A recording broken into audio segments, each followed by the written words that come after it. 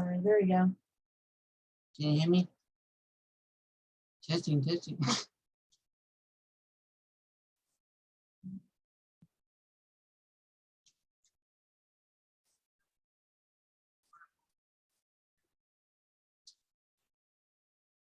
I'm not freaking out now.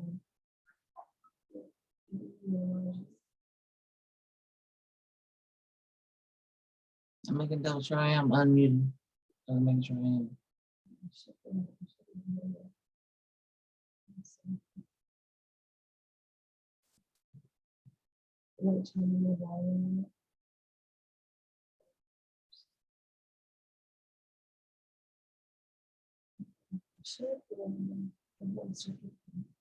So can you hear me? Yeah. All right. You're up one. Yeah, Okay, and you shut my door, please. Here, you can hear yourself. You're doing well. Good.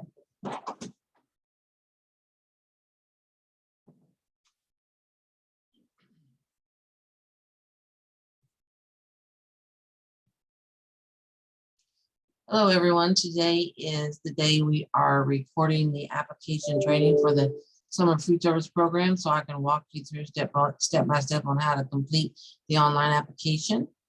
First, I'm going to, I'm sorry, let me introduce myself. My name is Dee Houston. I am the Summer Food Service Program Specialist with Child Nutrition Programs here at the State Department of Education of Oklahoma. And we are, again, doing the application training for Summer Food Service Program. The first thing I'm going to show you is this website here that you see on the screen. And this is your summer program website. This is your to go to link. This is your to go to website for all of the forms and anything you need for the summer program. Here are all your tabs for the program here on the right in blue. Like you can click on program information.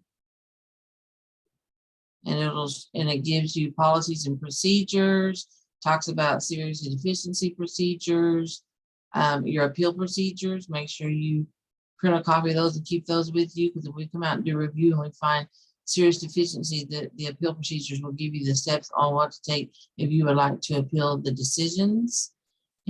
This section here is your guidance or your manuals from the USDA on the Summer Food Service Program.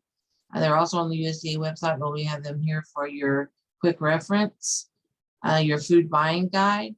Reminder, this year, this 2022 summer program year, the two trainings that are required and must be attended and completed are the summer program training, which is a long training that takes most of the day, and the food buying guide training are the two trainings that must be completed to complete your application for the summer program. We also have the one that I'm recording today for the application program for your reference. It's not required, but it is for your use. And we have the civil rights that you must train yourself and all your staff on. And other training. We offer some other trainings on the OSDE Connect. Here are the reimbursement rates for 2022. Here's some of your mapping tools to go and do the census tract maps to see if your sites are in 50% or more free and reduced areas. And then here's some more tools down here for you. If you need and justice for all posters, and you will need them for each and every site, plus your main office, please contact me and we will mail you how many you need for those. I'm going to the application tab now. And this just shows you application instructions.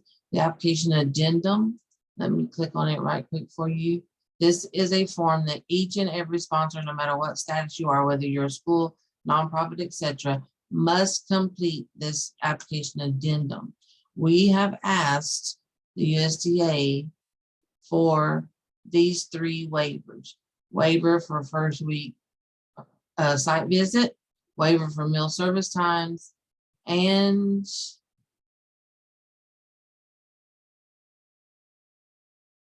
waiver for closed and road sites. So the waiver for first week site visit means if you are a returning sponsor from last year with no serious deficiencies, and any site that you are going to have this year that performed for you last year and they didn't have any serious deficiencies, you can check this box and list the sites that you would like to participate in this waiver, where you don't have to go out and do your first week site visit. The waiver for meal service time, there's two parts here. Opting into this part of the waiver allows the sponsor to have less than 3 hours between meals, but there must be at least 1 hour that lapses between each meal you serve. Okay, the normal summer program rules are 3 meals must be between 3 hours must be between meals. But this waiver that we asked to opt into as a state is giving you a waiver to where you can have less time between meals, but there must be at least 1 hour between each meal you serve. And then the second part says opting in this part of the waiver allows the sponsor or site to serve meals longer than the regulations require. Regular summer program regulations say that breakfast and a snack cannot be served no longer than an hour, and lunch and supper cannot be served no longer than 2 hours. But with this part of the waiver, if you check here and opt to participate and ask to participate, you're asking to serve a breakfast or a snack more than 1 hour, or a lunch or a supper more than 2 hours. And you'll have to list the sites and what meals you want to serve longer than regulations require. And then the waiver for closed enrolled sites pretty much pertains to the closed enrolled residential camps. Normally they have to accept, or sorry, collect is the word I'm looking for, household income applications to see how many children qualify for 50% or more free and reduced meals in their residential camps.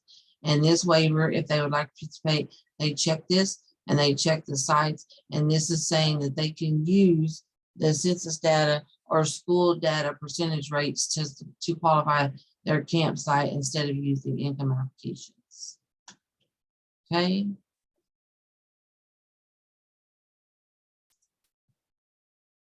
And then I'm going to the training tab. And this shows you that you will go to OSD Connect Summer Food Service Program, and it shows all of the online trainings and instructions on how to register for those trainings at that link. This is webinars and events, and this lists all of the Zoom trainings that I am doing up until March 10th on the Summer Food Service Program. Again, map tools are going to be some of the tools that I showed you on program information, where you have these different tools to determine the eligibility of your site, etc. Record keeping forms is the tab that you're going to use as your Bible. This includes everything that you need. It has certificate of authority. Excuse me, if you're a brand new sponsor, you'll fill out the electronic funds transfer form, which is a bank statement form you'll fill out to put your banking account information and stuff on there, because summer funds are paid by direct deposit. We have inventory, meal count, daily meal count sheets, news release samples, because you must advertise to the news media that you are going to have a summer program open. Sponsor site agreement is a form you'll fill out if you have a site at a park or an apartment complex or any other site like that, where the sponsor and the manager or owner of that site must sign the agreement. Training, we offer you, let me click on this. We offer you a training checklist where it tells you, like, this training is for monitors. It tells you the topics they must be trained on. And then it even has the sign-in sheet for everyone that participated in your training. Make sure you get those. You don't have to submit those and turn those into the State Department, but you do have to keep them in your records, because when we come out for review, we will ask to see proof that you performed your training obligations. Here is all your monitoring forms you'll need, like that first week form I talked about. You might be able to qualify for a waiver for that, but the review form and the pre-operational form must be filled out for brand new sites no matter what. And your site review form must be completed within the first 4 weeks of your program, or if your program is shorter than 4 weeks for every site that you have. Here's procurement information. All sponsors must have procurement policies in place. And here's summer food menu samples. Here's your summer food service meal patterns. Then when you see these like breakfast and lunch, when you see these required serving amounts, for example, 3/4 cup, this is the minimum. This means you must serve at least the serving sizes. These are suggested depending on what meal it is. You can always serve more, but you can never serve less than these minimum requirements. Okay, so I am going to take you over to the summer application website now. And this is what your summer application looks like. Let me get out of this right quick. So when you first sign in to single sign-on is what it's called. I'm sorry, it's spinning up here. Just give me a minute. Oh, sorry, it kicked me out all the way, but that's okay. Let's get back in there.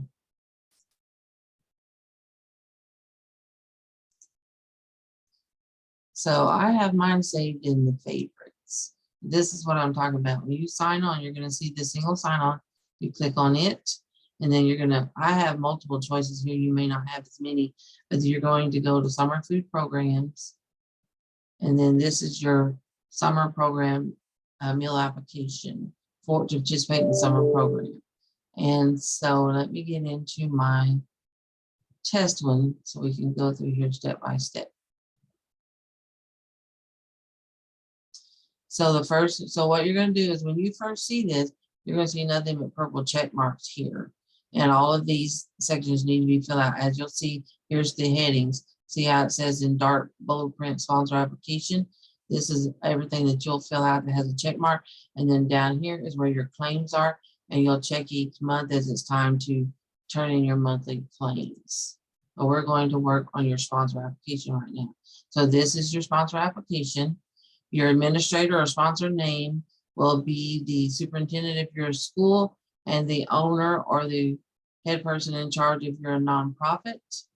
And then the authorized rep will be the person here that you will assign to fill out this application and distribute all of your claims each month and everything.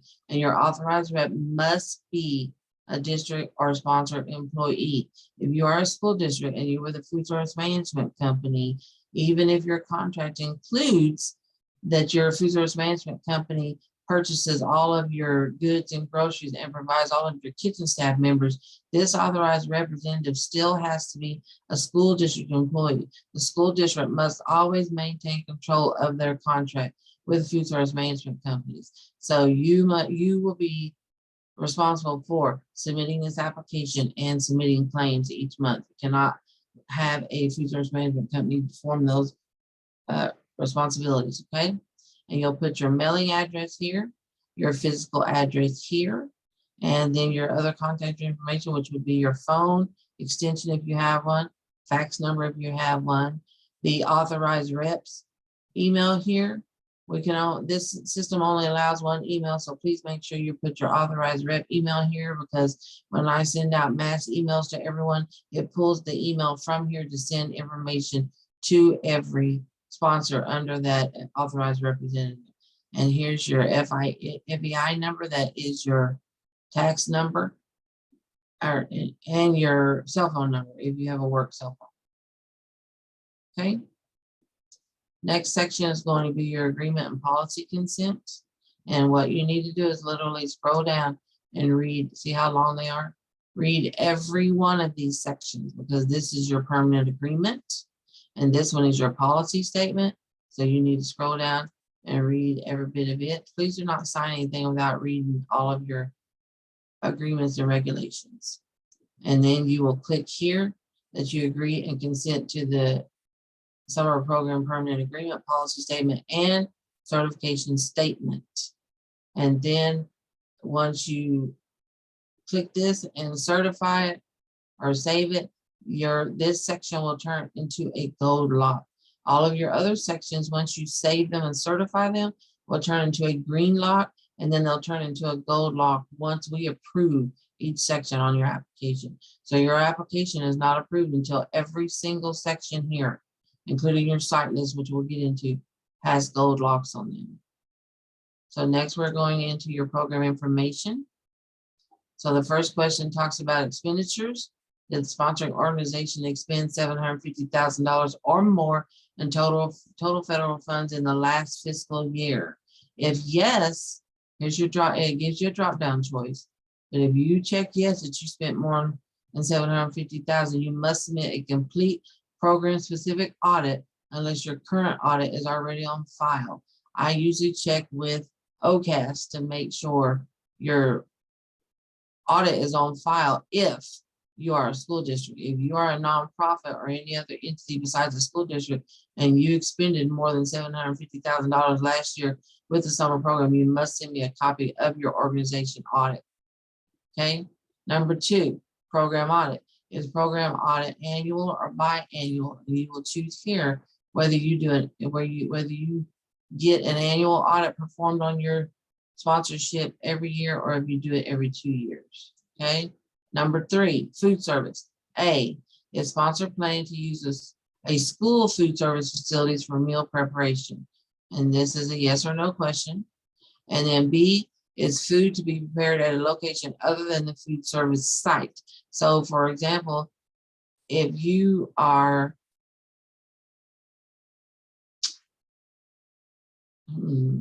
sorry, I'm trying to think of an example here. Is food to be prepared at a location other than a food service site? So this would be yes if you are having meals delivered from a vendor, or a perfect example would be the food bank. They prepare all their meals and package them at their facilities, and then they deliver them out to all of their sites.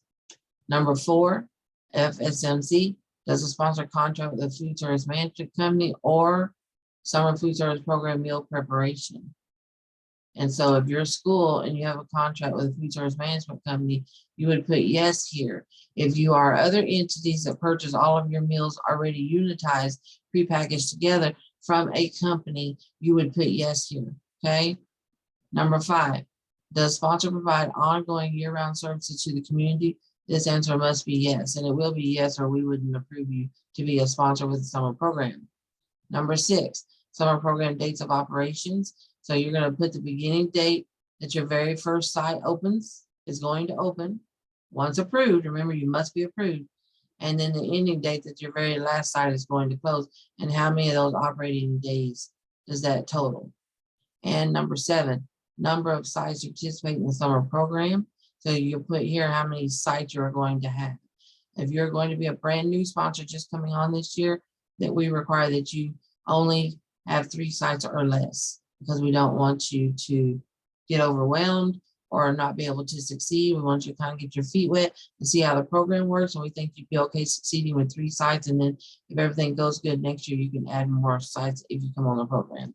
And number 8, the sponsor operate sites in other states. And this would be a yes or no. If your sponsorship operates, summer program sites in Oklahoma and other states, you would put yes. If you only operate in Oklahoma, you would put no. Okay, next we're going to admin personnel. Admin personnel is going to be like your child nutrition director, for example, or your monitor, or anyone that works in your sponsorship staff, office staff that does the office work part of it, like a secretary, for example. These are the only positions you'll put here. Your kitchen staff is going to go under your site list that we'll get to next. You'll put how many hours they work, how much money they make per hour, and how many days they're going to work in the whole program, which is, remember, the same number that you put here. It's going to be how many days they work in Part C. And make sure when you're, let me show you, make sure when you're entering your position and the name, you choose what funds are paying their salary. Is it going to be your summer program funds that pay them? Are they a volunteer? Or is it other funds, which would be your sponsorship funds? Like if you're a school district, it would be your general fund.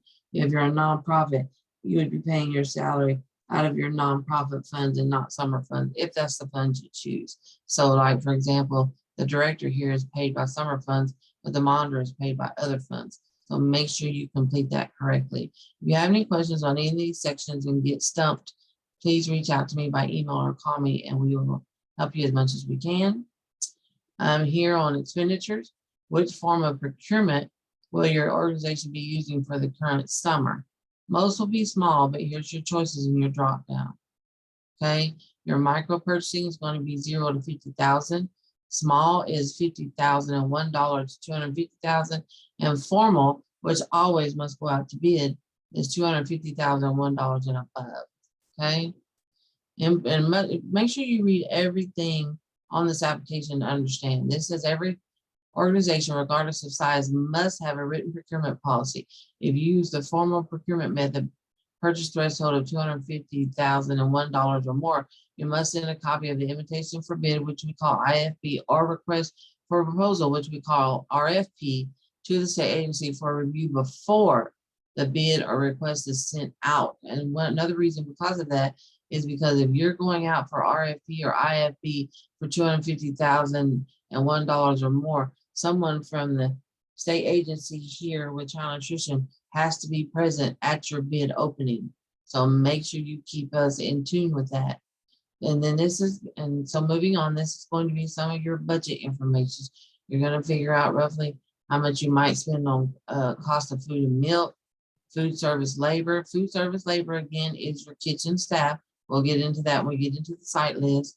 Non-food supplies would be like your plates, your sacks, if you do sack lunches, your napkins, your sports, etc., like that. Utilities, if your summer funds are going to pay for any share of the utilities, and these other sections, transportation of children to meals and rural sponsors only. Other is especially important for those of you that have a contract with food service management company. You must put here what they charge you. I would use not necessarily last year's as a reference, because last year we had the feeding for the pandemic and you fed more than children you normally do in the summer program. I would go back and look at your 20 or 2019 and see what you spent here and use this as a guesstimation. And then other cost description, like they've got coolers here, but you would put how much your food service management company charged you for the entire summer of 19 or 20, for example, and then you put the name of the food service management company here. And then down here is admin salary. But as you'll notice, this is already pre-populated in from this admin personnel section. Okay. But here again, it's utilities or mileage if you choose to pay your monitors mileage, and etc. And again, if you have any questions with any of these sections, just make sure you contact me. Okay. Now we're going to go to the section called sponsors plans. And actually, you just need to read A, B, and C and check that, yes, you do agree. Don't just check. Please read everything to make sure you do agree with what we're asking you to agree to. Sponsors training plans. Oh, well, slowly but surely.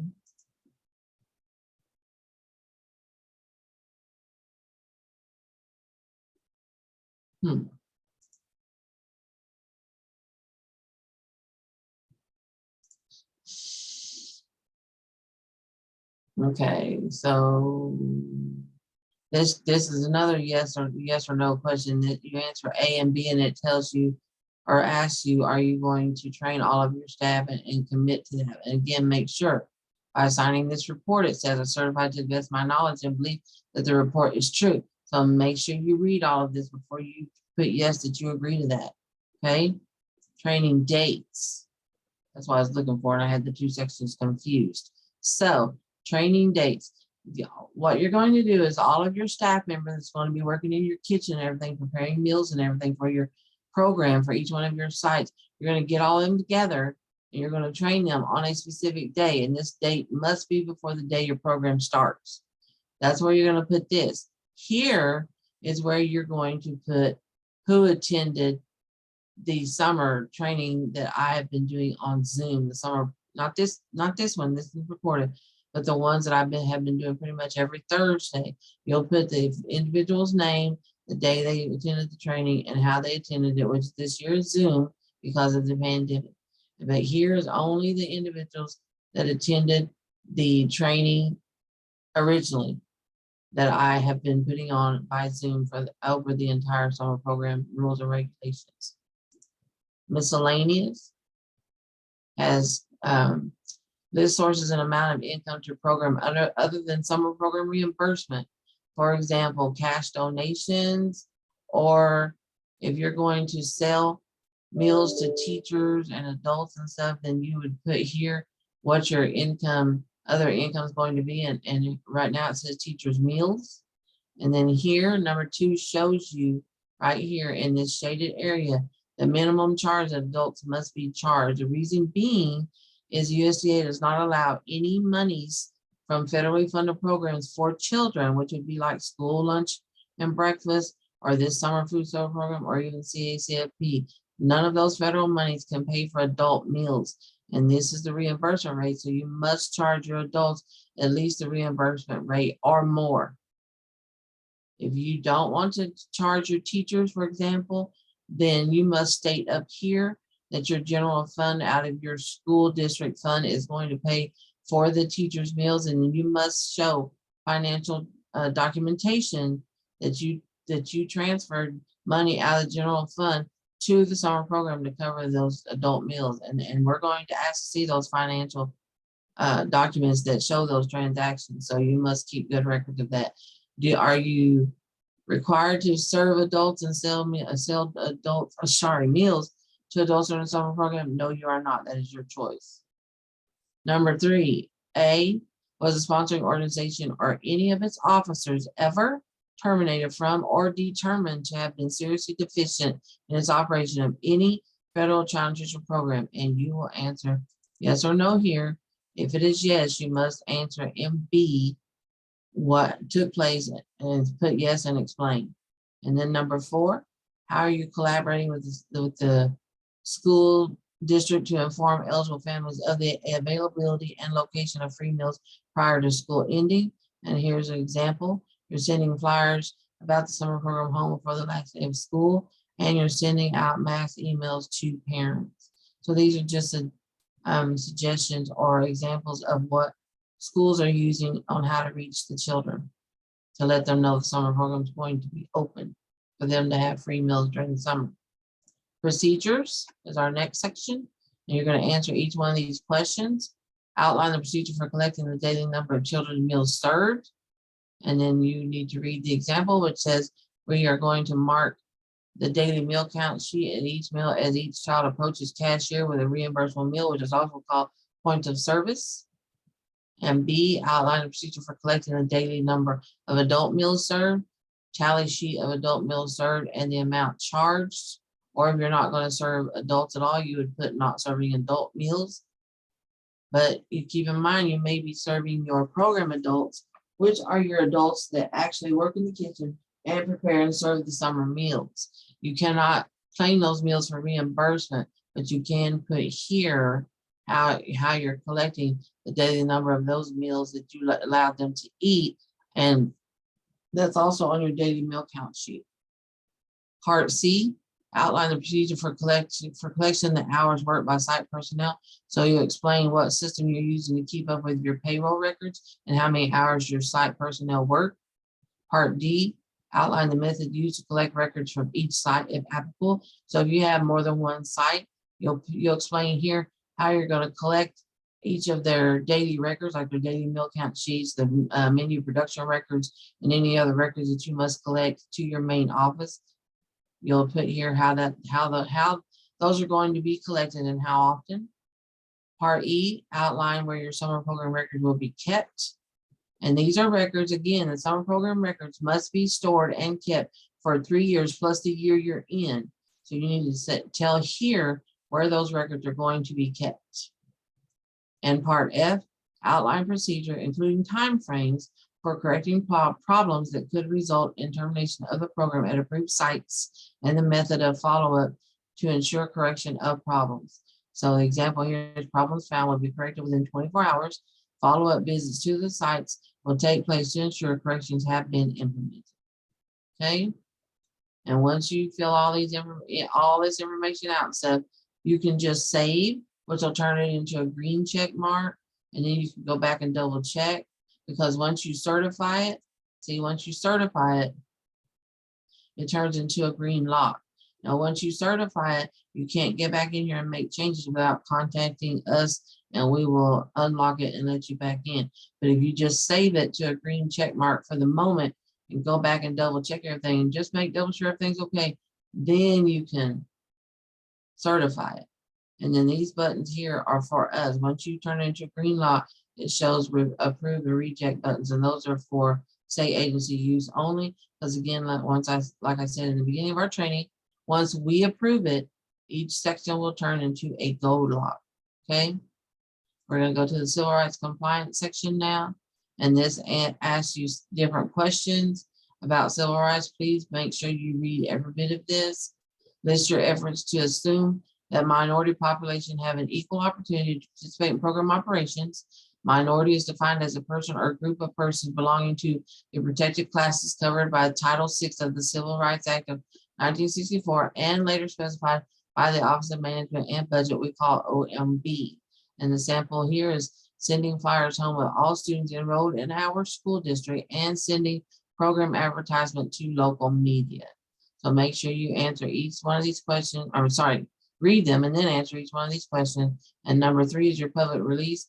And you're going to put here the different news media outlets you're sending your news media release to, the name of your local health department, which would be the closest local county health department to your sites, and the date you submitted your new public release to your news media outlets. Number 4, this is the estimated number of children that are in the area of your site under the different classifications of their race and ethnicity. And you can get this from the nearest school district. And maybe one other source. Just get in touch with me if you need help getting this information, okay? Number 5, enter the number of potential eligible beneficiaries by ethnicity. So like I said, here are your racial breakdowns: Asian, white, Black or African American, Hawaiian or Pacific Islander, American Indian or Alaskan Native. And then your ethnicity choices are Hispanic or non-Hispanic. And then number 6, enter the sources used to obtain the estimated number of eligible beneficiaries. So you're going to enter your source here where you got these numbers from. Okay. And number 7, list all of the publicly funded programs, federal, state, or locally funded, in which the institution or any of its principals has participated. And this particular one participated in the school breakfast program, national school lunch, and at risk. So you'll put here what other federal funded programs you participate in besides the summer program. And describe which of these agencies, if any, have ever considered the applicant in non-compliance. So make sure you fill out that if you've ever been reviewed and found non-compliant.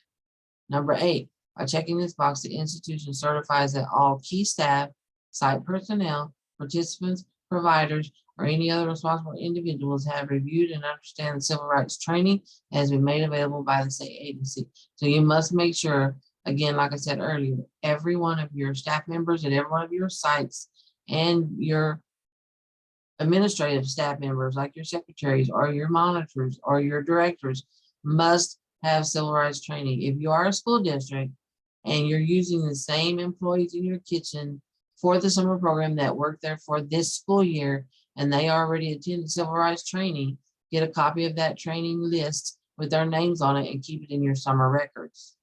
Please indicate the language spoken by the summer program participants or potentially eligible participants in your institution. So just list any other languages besides English that you think the participants coming to your summer program to get meals will be speaking or will be relative to.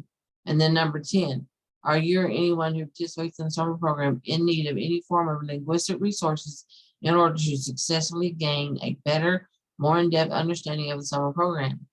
And examples of such resources would be, but are not limited to, material being made available in other languages or interpreters being provided when necessary. So you'll check this if you think you're going to have a high population of a specific linguistic group, and we can go onto the USD website and see what program information we can get for you in that language so they can read and understand the summer program. Okay. Now we're going to your site list section. And here's where your sites, whether you have one or how many you have, will be listed. You'll go into your site, and then each one of your sites is going to have all these different sections you must complete, which are originally a purple check mark. And then they'll go to a green check mark when you click save, and then a green lock when you certify, like I showed you on the front page. So this is our site number 1, and we need to put the physical address of the site. You must make sure you put the correct county, because if you're a rural, see Oklahoma County is urban. If you're in a rural county and you leave this county here because this is the default county, then your reimbursement is going to be paid under the urban reimbursement, which is less than the rural. Just please make sure you put the right county here. We try our best when we're approving your application to make sure this is accurate, but we're all human and we may slip one, but it's your responsibility to make sure this is the accurate county that each site that you have is in. Your site supervisor name, which would be the head person you have in charge of your kitchen, the phone number to reach them at, if they have a cell phone, work cell phone number, if they have a fax number, and that site supervisor email, not yours or not your authorized rep's email, but the actual person you have in charge in that kitchen at this particular site's email. Okay. And then this will tell you down here how to collect your latitude and longitude numbers to enter here. Okay. Site personnel. Here's where I told you earlier, this is all of your kitchen staff only, not your monitors, not your directors, only this particular site's kitchen staff, not all of your kitchen staff at every site, but just this particular site. So for example, we have a cafeteria supervisor. A, number of staff, we have 1 cafeteria supervisor. B says hours per day. She works 8 hours, she or he, I'm sorry, works 8 hours a day. And then C, how many days work? This is going to be the same number I showed you on the first page. This is the entire length of how many days your program is going to be open. Don't put 5 there because they work 5 days a week. You need to put the entire length. So this program is open for 65 days for the summer, and that's what needs to be in part C. And then again, your second staff member is your kitchen assistant, and you have 3 of those staff members, and they work 6 hours a day, and then they are working 65 days, which is the entire length of your program. You don't have to split all these up and put 3 different kitchen assistants down here. You can just put kitchen assistant and 3 of them. Okay.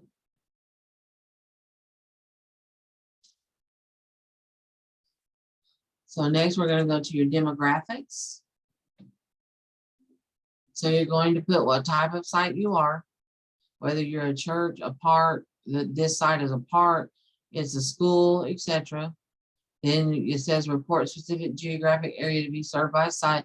So you're going to put in the school boundaries if it's a school.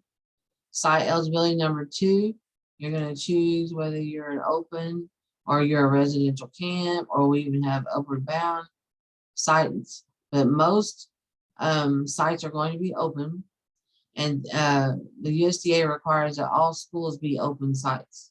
It cannot be a closed enrolled site. If this is is this a homeless site, yes or no? So click in the bubble to the answer to that and select data source. This says your low income data. So this says you're using the low income percentages from this particular school that you're going to have the site at. If you clicked other site low income data, then you would be saying you're choosing the elementary closest to your site that qualifies for 50% or more free and reduced, and census tract would be the census where you determined your site eligible under the FRAC map or the census tract.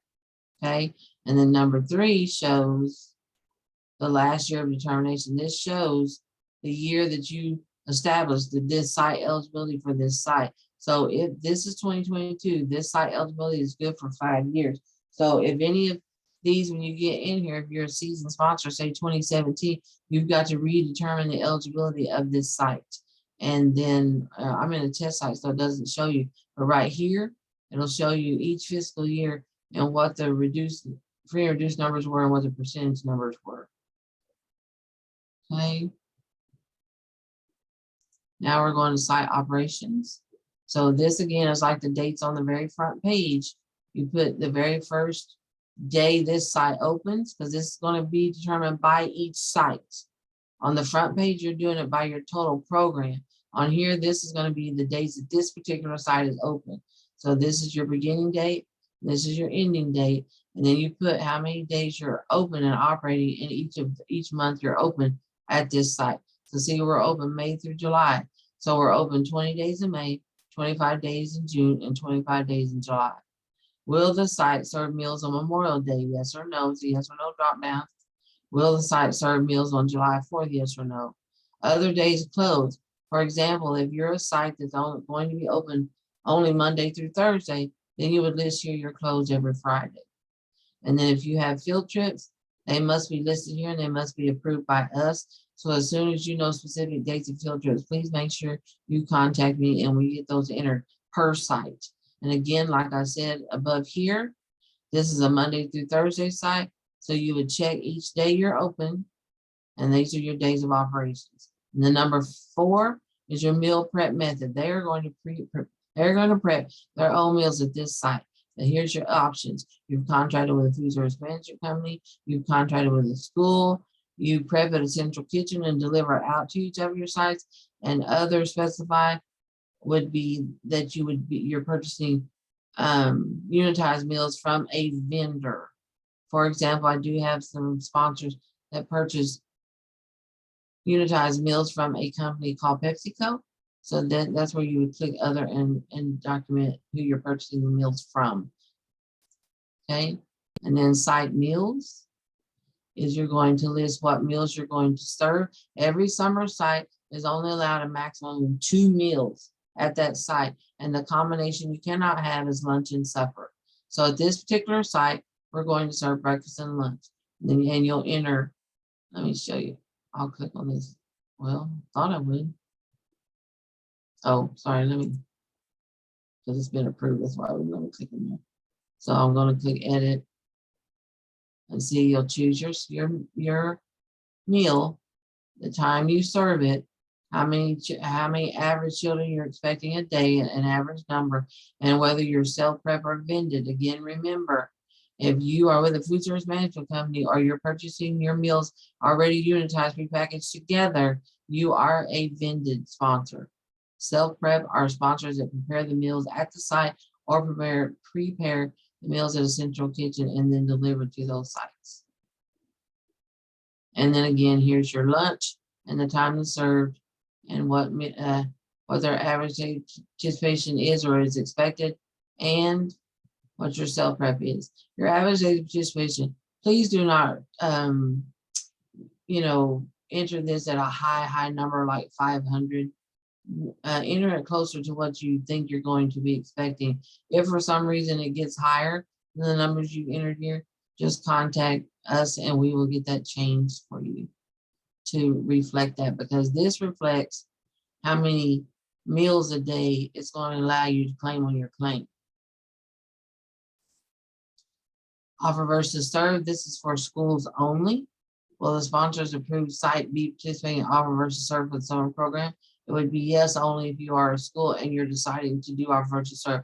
You don't have to on the summer program, it's your choice as a school. And then in part 2, ask what type of meal plannings you're going to use.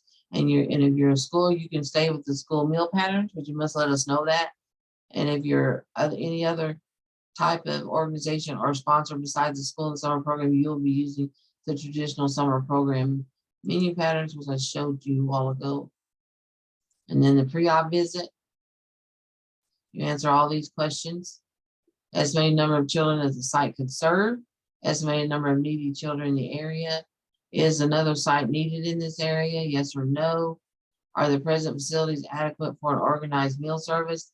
This must be yes. You must have facilities that are able to serve meals, even if it's a park. Is this park able to have a picnic area or somewhere to serve meals and allow the children to eat the meals on site? For estimated number of children, does the site have shelter for inclement weather? This is a yes or no question. Adequate cooking facilities, adequate storage for prepared or delivered foods, storage space for records at the site, adequate refrigeration, and access to a telephone. Number 11, what system will be used for serving meals to attending children? And this asks you how you're serving your meal. Are you serving it cafeteria style in your dining room? Family style, as it says here, is only for camps, which are closed and roadside. Unitized meals would be the meals I have mentioned before that are all prepackaged together from a food service management company or a vendor, and then other, and explain. And if you have other, you need to make sure you get that approved by us. What type of organized activities are possible or planned at this site? So you'll list here if there's activities or things going on at this site, like if it's if you have a summer feeding site at a swimming pool, then you would put swimming pool activities and recreation. Number 13, improvements or corrective actions needed before sites operate. So if this is a brand new site and you went out and did a pre-operational visit and you found some things that need to be corrected before the site can open to operate summer program, you'd list what you found, the problems you found here, and what corrective actions you did to fix the problems. 14, describe the delivery and holding of meals until time of service and arrangements for storing and refrigerating any leftover meals until the next day. So for example, you may have a hot box to hold the meals, and then you would you have refrigerators to hold the meals in a cooler to the cooling property temperature until the next day. 15, describe the arrangements of food service during periods of inclement weather. This would mainly pertain to sites that are outside, like a park or a swimming pool area or something like that. You would put what you are going to do to notify the public that you may not be able to serve meals because of inclement weather. Number 16, the first week visit for a returning site that operated successfully during the previous summer. So does this site need a first week visit? This is a yes or no. Remember I said if it's a site you had last year and there weren't any problems, then they do not have to have a first week visit, and you would put no. If they're a brand new site, or if they were a site you had last year and you found problems there, whether the corrective action was completed or not, you still must put yes, you did find problems there, okay?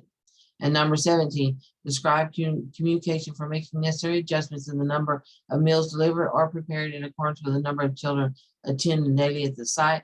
This can be a few different answers, but you're pretty much telling us you're going to keep a close watch on how many meals you serve each day to be able to adjust your meal count and what you prepare each day to try to eliminate cost waste and food waste.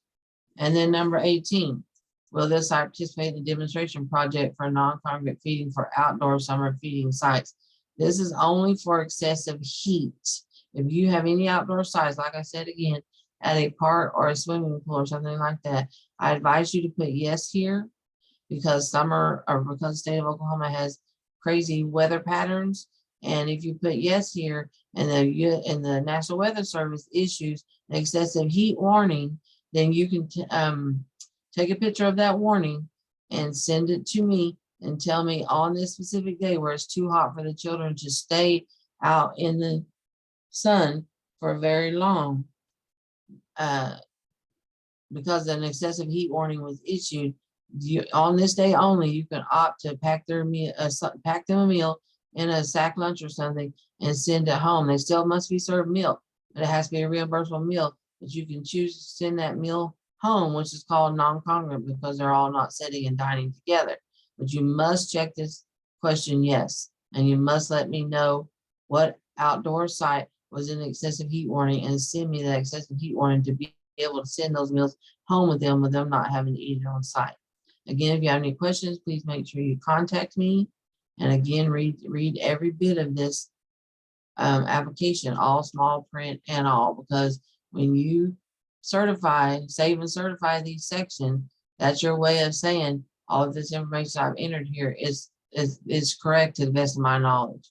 Okay, so I think this concludes the application training, except I would like to mention there are paper documents that must be submitted also to the state agency to complete your summer application. And those would be the application addendum, like I showed you on the page where you are on the website, where you get all of your forms and all the literature you need for the summer program.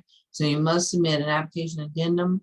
You must submit your DUNS number, renewal, you must submit your a 4-week cycle menu. Even if you're going to repeat your menus every 2 weeks, the same meals that you're going to serve every 2 weeks, you still need to send me a printout of 4 weeks of those menus or those meals on a menu. Thank you. Sorry. You also must submit a certificate of authority for any brand new employees that need to have access to the summer program. And I apologize, but I know I'm missing something, but just keep in touch with me when we start reviewing your application. If we find questions or concerns or something was entered incorrectly, we will be in touch to let you know. Please remember, very, very, very, very important. Please remember, once your application is totally approved, including the paper documents we must have, you will receive an email from me letting you know that your application, your summer program application has been approved and you may start your program. If you start your program and feed children anytime before you receive that email of the date that your application was approved, you cannot claim those meals. Please remember that. It's very important. And I believe that's it. And again, please contact us here at the state agency. Contact me. My email is dee.hou, S as in Sam, T as in Tom, ON at S as in Sam, D as in David, E as in Ethel, .ok.org.